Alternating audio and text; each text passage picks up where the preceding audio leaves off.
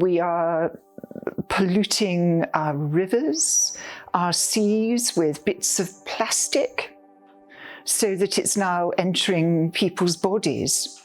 So our bodies are now full of bits of plastic. That would be one concrete example of what is wrong with our actions. Or do you want a more kind of moral sort of, we're obviously consuming too many things. We're not using what I called sacred thrift, quoting G.K. Chesterton, in our use of the Earth's resources.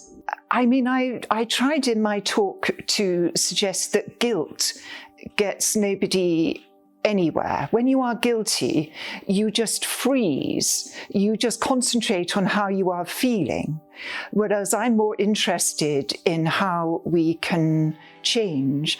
And I was suggesting that a more positive conception of ourselves as creative agents who partly create the world through what we see, that we need, particularly those of us who are Christian, but even other people need to proceed from a sense of thanks and contemplation and wonder and delight rather than guilt, that's more likely to make us change our actions. And in fact, I see this at the parish level in my country, where I am a priest, in that they are giving targets to churches as to become carbon neutral. And they're finding it very difficult. And also they tend to panic and think, how can we do that? We have no money.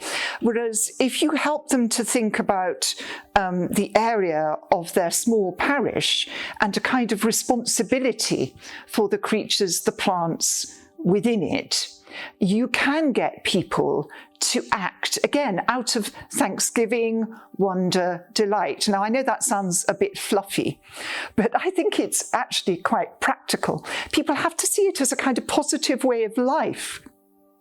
And that's, I think, what Pope Francis means by an ecological conversion, that we need to learn to proceed out of thanks and God's grace, rather than fear and anxiety, though it's very hard not to feel anxious. And I do feel for young people who look ahead to the world in front of them and can be very scared.